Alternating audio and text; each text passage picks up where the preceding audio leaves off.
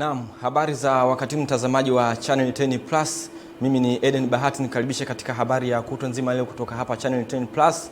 Nitakuletea habari za kitaifa, kimataifa na biashara, na Esther Mtebe ataungana nasi katika habari za michezo na burudani. Tuanzie hapa nyumbani Tanzania kitaifa. Serikali imejizatiti ili kuhakikisha sekta ya uchukuzi inaimarika katika ufanisi na utoaji wa huduma za uchukuzi ili kuongeza mapato ya fedha za kigeni sambamba na kukuza pato la uchumi wa taifa. Taarifa ya Kisa Mwaipiana inafafanua zaidi. Hayo yamesemwa na Makamu wa Rais wa Jamhuri ya Muungano wa Tanzania Mheshimiwa Daktari Emmanuel Nchimbi wakati akizindua jengo litakalotumiwa na viongozi mashuhuri wakiwemo marais, yani VVIP, katika uwanja wa ndege wa kimataifa wa Julius Nyerere jijini Dar es Salaam, ambapo amesema jitihada hizo zinazofanywa na serikali zinalenga kurahisisha huduma za usafiri na usafirishaji ili kuchochea ukuaji wa uchumi. Aidha, akizungumzia jengo hilo ambalo ni la kwanza na la aina yake kwa nchi za Afrika Mashariki, Makamu wa Rais Mheshimiwa Daktari Emmanuel Nchimbi amesema uwepo wa jengo hilo lenye uwezo wa kuhudumia kwa wakati mmoja viongozi wakuu 5 kutoka mataifa tofauti tofauti wanaoingia na kutoka nchini ni fursa muhimu katika kujenga taswira ya nchi na kuimarisha diplomasia, itifaki na mahusiano ya kimataifa. Serikali imejizatiti kuhakikisha sekta ya uchukuzi inaimarika, kwani ufanisi katika huduma na uchukuzi unaliweka taifa letu kwenye nafasi nzuri ya ushindani wa kibiashara.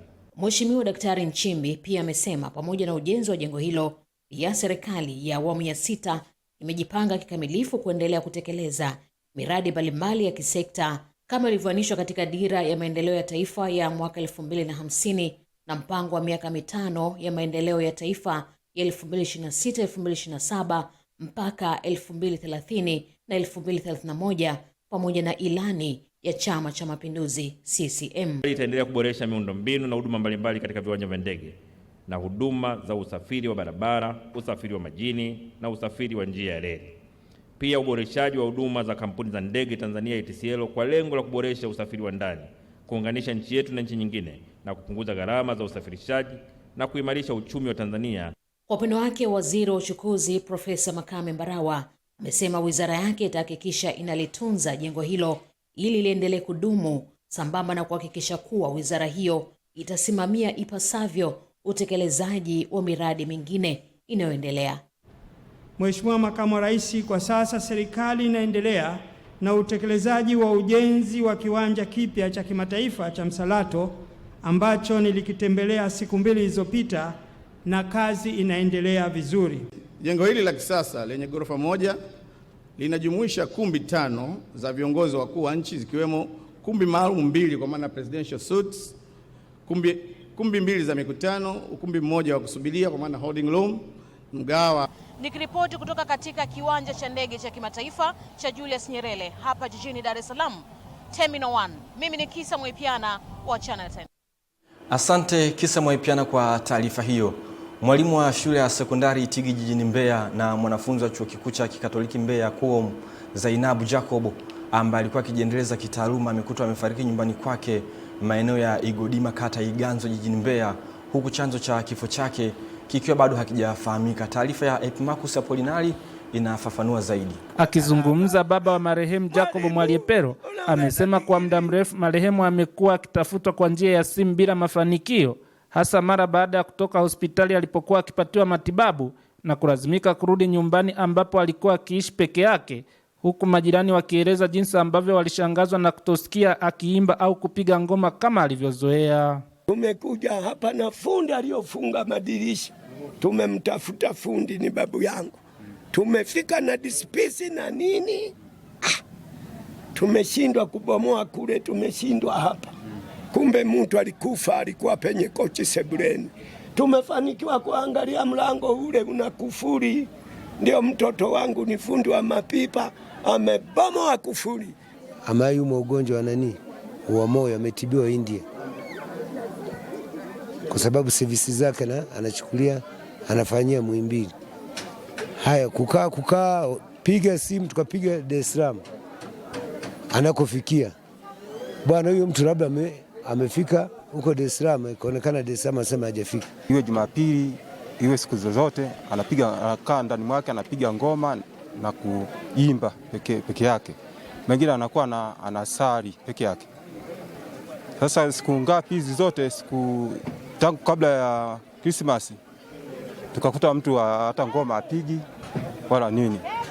Mwenyekiti wa mtaa wa Igodima Ayubu Mwaziere akizungumzia tukio hilo amesema kuwa alipata taarifa ya kuwa familia inahitaji kubomoa nyumba ili kuona kama ndugu yao yupo ndani, na kuwataka wananchi kuwa na tabia ya kuishi na ndugu zao wa karibu kwa msaada wa jambo lolote linaloweza kutokea. Baada ya kufika hapa, mimi kweli nikashuhudia kwa tumemkuta mtu akiwa ndani amekufa, amefia chini, inaonekana alikaa kwenye kiti, amedondokea chini, yuko chini pale, sasa amekufa.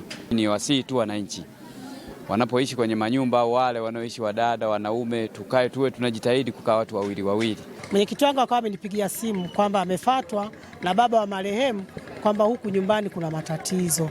Baada ya baba wa marehemu kuja na kutafuta kwa muda mrefu, ikagundulika kwamba baba wa marehemu akagundua kwamba kuna funguo ziko kwa ndani ya ile nyumba. Jitihada za kutafuta jeshi la polisi ili kutoa taarifa kamili ya tukio hilo bado zinaendelea. Kutoka katika eneo hili la tukio ulipokutwa mwili wa marehemu Zainab Jacob akiwa amefariki, mimi ni Epimakus Apolinari, Channel 10.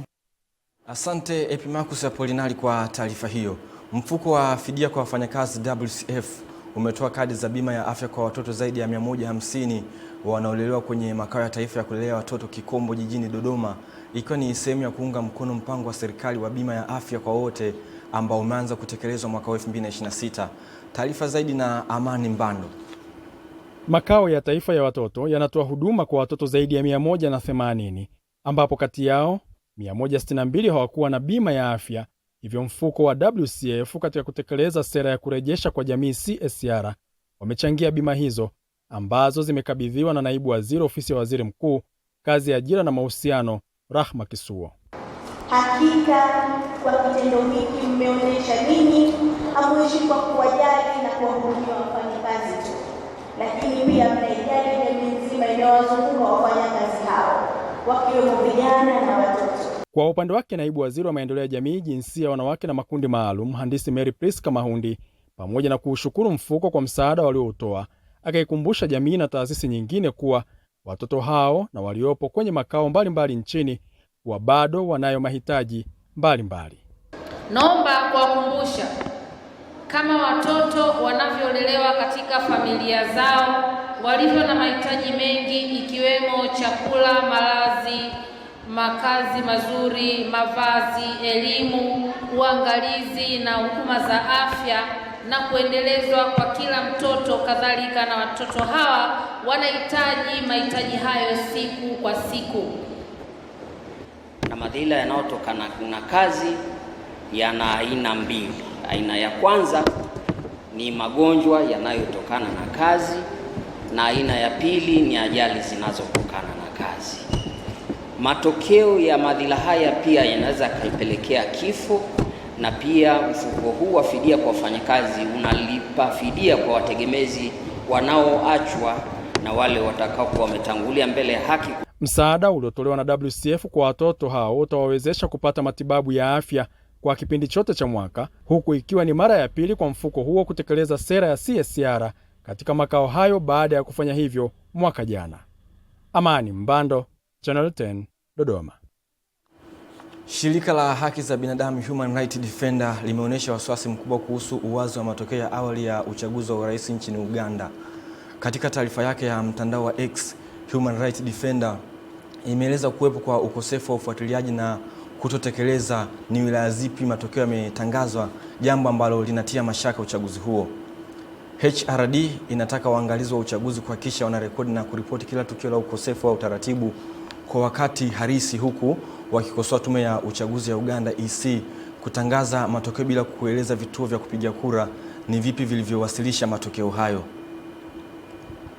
Kwa mujibu wa tume ya uchaguzi ya Uganda EC, Yoweri Museveni anaongoza kwa zaidi ya 76%, na iwapo Museveni atashinda itakuwa ni muhula wa 7 akiwa madarakani.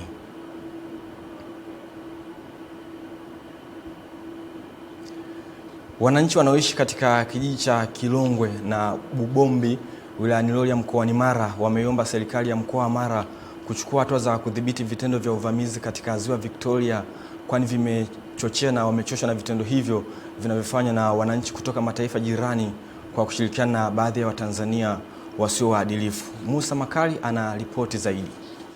Mradi huu ni miongoni mwa vyuo 64 nchini vinavyojengwa kupitia maelekezo ya Daktari Samia Suluhu Hassan kwa kila wilaya kuwa na chuo cha mafunzo ya amali, ambapo wilaya Rorya hadi sasa chuo hicho kiko 57% ya ujenzi wake.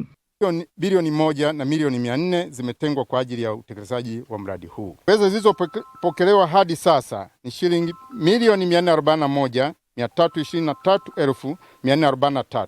Fedha hizi zimepokelewa kwa awamu 5. Shilingi milioni 403,578,569 na senti 35.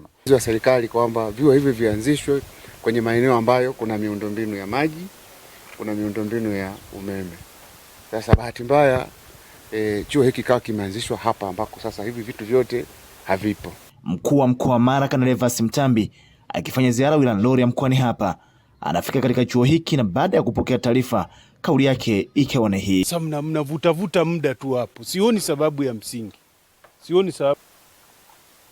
Huyu ndio mzembe, nataka huyu mtu wa kumwajibisha hapa juu ambaye nafanya naye kazi. Umwambie ripoti kesho saa 3 asubuhi awe ofisini kwangu na wewe. Hivi vitu unavyonieleza mimi sivielewi kabisa. Sijui tunaelewana?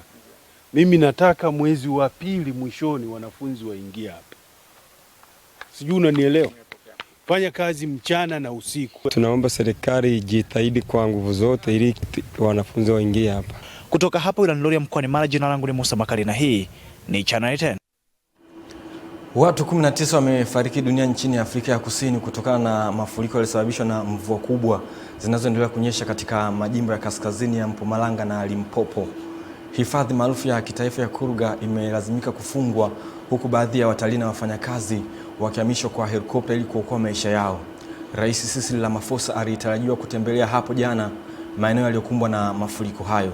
Mamlaka ya hali ya hewa nchini Afrika ya Kusini imetoa tahadhari kubwa. Mvua zaidi zinatarajiwa kuendelea kunyesha ndani ya saa 48 katika eneo la kaskazini mwa nchi hiyo, pamoja na nchi jirani kama Msumbiji ambayo nayo pia itakumbwa na kadhia hiyo.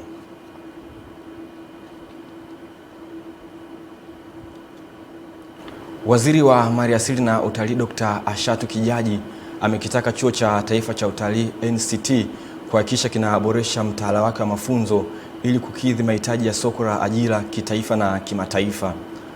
Pamoja na ajira, Waziri Dr. Kijaji amekitaka chuo hicho kuweka nguvu ya ziada katika kuchochea ongezeko la idadi ya watalii hadi kufikia lengo la watalii milioni 8 mwaka 2030. Beatrice Eric ana ripoti zaidi. Dr. Kijaji ametoa wito huo jijini Dar es Salaam wakati akizungumza na wahitimu zaidi ya 674 wa chuo hicho, ambapo amesema kuwa hali ya utalii hapa nchini inaendelea kuimarika, akitolea mfano takwimu za kuanzia Januari hadi Novemba 2025 ongezeko la 9.02, huku mapato yakiongezeka hadi dola bilioni 4.2, kiwango ambacho amesema hakijawahi kutokea hapa nchini katika historia ya nchi hii. Hali ya utalii kwa sasa ndani ya taifa letu iko imara sana na inaendelea kuimarika. Kwa takwimu za kuanzia mwezi Januari hadi Novemba mwaka 2025, idadi ya watalii imeongezeka kwa 9.02 kufikia watalii milioni 297,823. Akizungumzia mchango wa sekta ya utalii katika maendeleo ya wanafunzi na taifa kwa ujumla, mkuu wa Chuo cha Taifa cha Utalii Dr. Florian Mtei amesema sekta hiyo imeendelea kutoa ajira na kuchangia kwa kiasi kikubwa katika pato la taifa, na kwamba chuo kitaendelea kuboresha mitaala yake ili kuzalisha wataalamu wenye ushindani katika soko la kimataifa. Chuo chetu ni miongoni mwa vyuo vilivyo katika mstari wa mbele katika kuhakikisha ndoto ya serikali na wizara ya kuongeza idadi ya watalii na pia kuongeza idadi ya watoa huduma wenye ujuzi na weledi stahiki inatimia. Funza mengi practically kwa sababu imeweza kutusaidia kwenda kupata ajira katika sehemu za utalii. Tunajishughulisha vizuri na tunafanya vizuri kazi. Kuhitimu matarajio ni makubwa kutokana na chuo chetu kimetutengeneza na kutunoa katika fursa na mazingira mbalimbali ya kiutalii. Kama mimi mhitimu nafasi hii naweza kuchukua kusema kwamba baada ya hapa hivi kumaliza ni natafuta changamoto mpya. Kutoka Dar es Salaam, Beatrice Erki, Channel 10. Wazazi na walezi katika kijiji cha Kilosa, kata ya Ihanu, halmashauri ya wilaya Mfindi, wamesema mpango wa chakula shuleni umeboresha afya za watoto na kuongeza kiwango cha ufaulu katika taaluma, ikiwa ni njia sahihi na endelevu ya kukabiliana na changamoto ya udumavu kwa watoto, tatizo ambalo limekuwa likikabili jamii nyingi vijijini. Clement Sanga na taarifa zaidi. Wazazi hao wamesema tangu kuanza kwa mpango huo, watoto wamekuwa na mahudhurio mazuri shuleni, umakini darasani umeongezeka na hali ya lishe imeimarika ikilinganishwa na hapo awali. Na sisi tumefurahi sana kwa sababu tumeona wanatusaidia hata tukiwa mashambani huko, hatuna haraka ya kurudi kwa sababu watoto wanakula shuleni. Watoto wakiwa shuleni wanafurahi sana kwa sababu wanaona wanakula kwa pamoja. Kwa hiyo wanafurahi sana, hata masomo wanaenda kwa wakati. Tunamshukuru Mungu kwa kweli, sisi hapa kijijini tunajitahidi kuchangia chakula kwa wingi, watoto wanapata chakula kama ipasavyo. Chakula cha mchana kipo, wanakula chakula cha kutosheleza. Chakula hicho kinapatikanaje shuleni hapo? Utaratibu tuliojiwekea ni wazazi tunachangia chakula kinachoweza kukidhi mahitaji kwa mwaka mzima kwa madarasa yote kuanzia darasa la kwanza mpaka la 7. Mwalimu mkuu wa shule ya msingi Kilosa, Atanas Lukinga, amesema kuwa shule hiyo imeanza kushuhudia ongezeko kubwa la ufaulu kwa wanafunzi tangu kuanza kutekelezwa kwa mpango huo wa chakula shuleni, kwani katika watoto 70 wa darasa la 4, watoto 62 walipata alama za juu katika mitihani yao. Ufaulu tumeona umeongezeka kuliko miaka iliyopita, kwa sababu kwa mfano matokeo ya mwaka jana tunaweza kupata watoto 4 wenye wastani wa A. Kwa mwaka 2024 na mwaka 2025 matokeo yaliyotoka sasa hizi watoto wengi wamefaulu vizuri. Tulikuwa na watoto kwa mfano darasa la 4 watoto 70 wamefaulu, watoto 62 walioshindwa wale watoto 7. Lakini wale ni ambao walikuwa washawarudia miaka kama miwili, walikuwa hawajiwezi. Na darasa la 7 matokeo nayo ni mazuri, wote karibu wameenda sekondari. Serikali mkoani Iringa ikiongozwa na mkuu wa mkoa wa Iringa Kheri James imesema inaendelea kuhimiza mapambano dhidi ya tatizo la udumavu hususan kwa watoto kwa kusisitiza umuhimu wa lishe bora, elimu kwa jamii na ushirikiano na wadau mbalimbali. Clement Sanga, Channel 10, Iringa. Asante Clement Sanga kwa taarifa hiyo kutoka Iringa. Kwingineko ni kwamba serikali imeahidi kuendelea kuboresha maslahi ya wafanyakazi wa kusanya mapato Tanzania kwa lengo la kusogeza utendaji kazi kwenye weledi na ufanisi mkubwa kwa maslahi mapana ya taifa kiujumla. Mwandishi wetu Leonard Mwacha kutoka Dodoma ana taarifa zaidi. Hayo yamebainishwa na naibu kamishina mkuu wa mamlaka ya mapato Tanzania TRA Mcha Musa Mcha wakati akifungua mkutano mkuu wa chama cha wafanyakazi wa kusanya mapato Tanzania TAREU uliofanyika jijini Dodoma. Management ya mamlaka ya mapato Tanzania inathamini sana mawazo kutoka kwenu yanayochangia katika uundaji wa sera mbalimbali, ustawi wa wafanyakazi na kuweka mazingira bora ya kazi ili kuongeza ufanisi katika ukusanyaji wa mapato ya serikali. Nakumbuka kwamba mwaka huu wa fedha tulianza kutekeleza kwa awamu maboresho ya maslahi ya watumishi. Nichukue fursa hii, nafasi hii kwa taarifa kwamba tutaendelea kutekeleza mpango.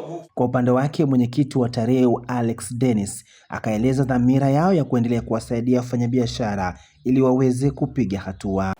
Kwamba ushiriki wetu kama wafanyakazi katika kuhakikisha kwamba tunaboresha ukusanyaji wa mapato na tunaendeleza pia biashara zile ambazo tunaenda kukusanya mapato kwa ndio la kwanza. Kwa hiyo tunasema kwamba sisi kama watumishi wa mapato ni washirika wa wafanyabiashara. Kwa hiyo tunawaalika kwanza waje kwanza tuwasikilize, na ndio maana kwenye siku yetu ya 3 tunakuwa na kitu kinaitwa tax screening. Ni wakati ambapo tunawaita waje tukae nao tuwasikilize, kujaribu kutatua changamoto mbalimbali ndogo ndogo ambazo tunaweza kuzitatua. Tuko pale kwa ajili ya kuisaidia serikali katika ukusanyaji wa mapato. Ni nafasi ambayo tunatakiwa tuitekeleze kwa kufuata miongozo, taratibu na sheria. Kutoka Dodoma, Leonard Mwacha, Channel 10. Jeshi la Zimamoto mkoa wa Dar es Salaam limesema kwamba limeendelea na uchunguzi wa chanzo cha moto uliozuka katika jengo la NSSF lililopo mkabala na mnara wa askari posta jijini Dar es Salaam. Tupate undani wa taarifa hiyo.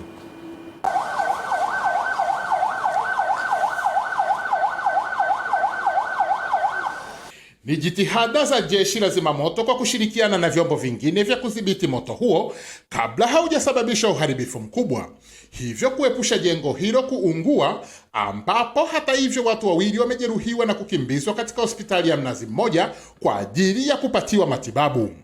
Akizungumza na vyombo vya habari, mkaguzi msaidizi wa jeshi la zimamoto mkoa wa Dar es Salaam, Frank Mwalongo, amesema kwamba watu wawili wamejeruhiwa na kukimbizwa hospitali na kwamba uchunguzi zaidi unaendelea ili kujua athari zaidi zilizojitokeza katika ajali hiyo. Na tulifika kwa wakati na kuweza kupambana na moto huo, lakini pia majeruhi wawili wameweza kuokolewa na kupelekwa hospitali ya Mnazi Mmoja kwa ajili ya kupatiwa huduma ya kwanza. Mpaka sasa chanzo cha moto huo bado hakijajulikana, lakini hadi sasa hali ni shwari na jengo limeokolewa. Kwa upande wao, baadhi ya wananchi walioshuhudia tukio hilo wameelezea jinsi tukio hilo lilivyoanza, huku wakilipongeza jeshi la zimamoto kwa kufanikisha kudhibiti moto huo ipasavyo na kuepusha hasara ambayo ingeweza kujitokeza. Lakini tunashukuru wale watu ambao walikuwa wamekwama kule juu wameweza kuokolewa, na uharibifu, hakuna uharibifu ambao umetokea zaidi hizo fire. Kama wanataka kupita sehemu lazima wavunje vioo kidogo. Hapa nimekuta moshi ndio unatoka huko juu. Nikauliza jamani, watu vipi? Wasema jengo linaungua hilo. Umeona bwana. Kwa hiyo nilifika hapa nikakuta jamaa wamekuja wa zimamoto wakaanza kushirikia ile swala, lakini tunamshukuru Mungu hapakuwa na madhara kwa kweli. Hapakuwa na madhara, hapakuwa na mwanamama mmoja alikuwa huko juu akafanikiwa kwa kumtoa. Basi tunashukuru Mungu, kama unavyoona jengo liko vizuri kabisa. Kutoka Dar es Salaam, Emmanuel Chegere, Channel 10. Taarifa ya Emmanuel Chegere, na tuwekea utoka kwenye habari za kitaifa na kimataifa. Mimi ni Eden Bahati. Tupate mapumziko mafupi, tukirejea hapa tutakwenda katika habari za biashara na uchumi.